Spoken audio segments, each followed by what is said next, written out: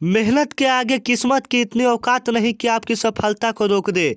जो बच्चे कहते हैं कि मेरे किस्मत ही खराब है, मैं टॉप नहीं आऊँगा, मैं फर्स्ट नहीं आऊँगा, वैसे बच्चों को बता देना चाहता हूँ कि आप सिर्फ मेहनत कीजिए, सफलता आपकी कदम चूमेगी।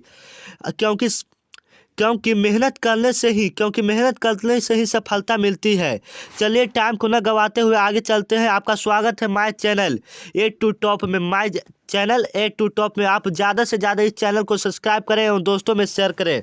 आज मैं आपको क्लास 10 का इकोनॉमिक्स पढ़ाने वाला हूं, जो परीक्षा की दृष्टि से बहुत महत्वपूर्ण है। यहाँ पर देखते जाइएगा, यहाँ से हर एक साल मैं बोर्ड से क्वेश्चन लेता हूँ, वो क्वेश्चन का रिवीजन करा रहा हूँ। यहाँ पर देखते जाइएगा। चलिए यहाँ पर टाइम को न गवाते हुए बढ़ते जाते हैं।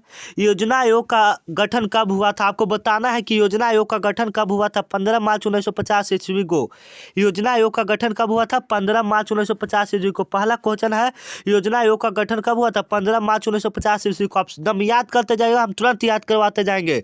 आगे चलिए। योजना आयोग के प्रथम अध्यक्ष कौन थे? तो आपको बता दें कि योजना आयोग के प्रथम अध्यक्ष पंडित जवाहरलाल नेहरू होते हैं।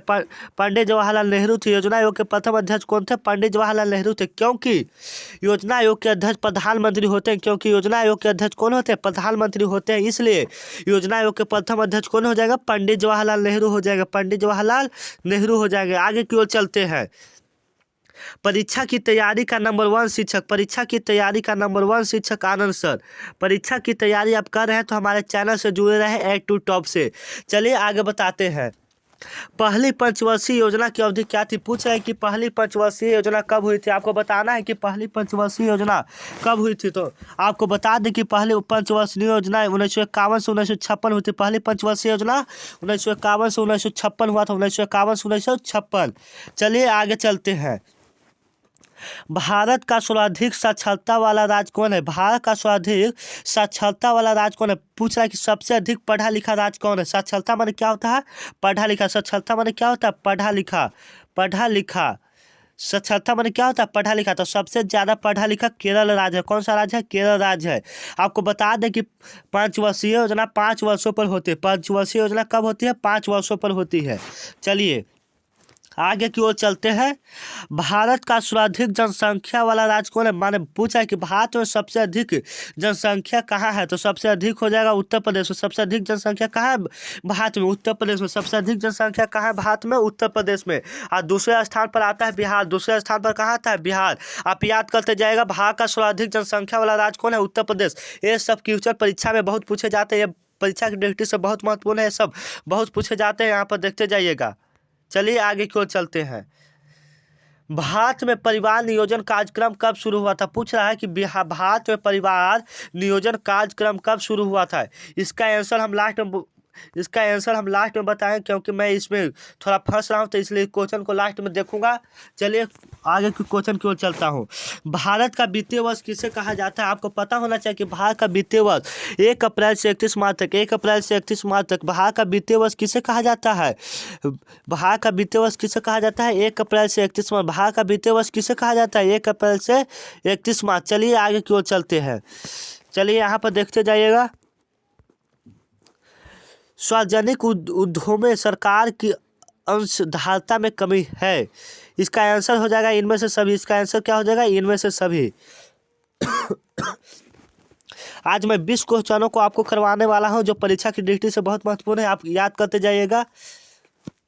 चलिए, नई आर्थिक नीति की घोषणा कब की गई थी? मतलब न्यू इकोनॉमिक्स पॉलिसी की घोषणा कब की गई थी? आपको पता होना चाहिए कि 1991 ईस्वी। कब? 1991 ईस्वी में। नई आर्थिक नीति कब लागू की थी? 1991 ईस्वी में। चलिए आगे चलते हैं।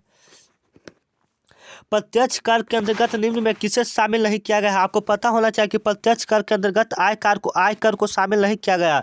आप याद करते जाइए, ये सब परीक्षा की दृष्टि से बहुत महत्वपूर्ण है। प्रत्यक्ष कर के अंतर्गत निम्न में किसे शामिल किया गया है? आय कर को। किसे शामिल किया गया है? आय कर को। चलिए आगे की ओर चलते हैं। अगला क्वेश्चन की ओर चलते हैं। आप सिर्फ मेहनत करते जाइए, आपको परीक्षा में अच्छे रैंक हम लाएंगे। चलिए, निजी उपक्रमों का संचालन किस उद्देश्य से किया जाता है? निजी उपक्रमों का संचालन किस उद्देश्य से किया जाता है? तो आपको बता दें कि समाज के कल्याण के लिए, समाज का कल्याण के लिए निजी उपक्रमों का संचालन किस उद्देश्य से किया जाता है? समाज कल्याण के लिए। चलिए आगे की ओर चलते हैं। किस पंचवर्षीय योजना का उद्देश्य देश में औद्योगिक की प्रक्रिया को प्रारंभ करना था? तो आपको बता दें कि दूसरा इसका आंसर होगा। क्या हो जाएगा? दूसरा। दूसरा किस पंचवर्षीय योजना देश में औद्योगिक के प्रति मैंने उद्योग को बढ़ावा देना था? तो दूसरा पंचवर्षीय योजना में। आप पूछेगा कि बोनस भुगतान, तो तृतीय पंचवर्षीय योजना में मैंने बोनस मिलता है ना मजदूरों को, वो तृतीय पंचवर्षीय योजना में बना था। चलिए आगे क्यों चलते हैं। भारत में निवेश नियोजन का मूल उद्देश्य क्या होता है? पूछ रहा है कि भारत में नियोजन का मूल उद्देश्य क्या होता है? तो इनमें से सभी हो जाएगा।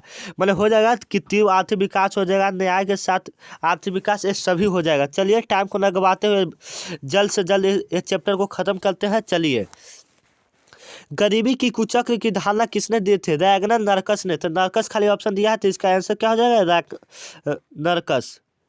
चलिए आगे चलते हैं। रैगनर नरकस। चलिए आगे चलते हैं। इनमें क्या गरीबी का कारण नहीं है? पूछा है कि इनमें क्या गरीबी के कारण नहीं है? तो बेरोजगारी तो गरीबी के कारण है, ये तो हो जाएगा। ये तो गरीबी के कारण है।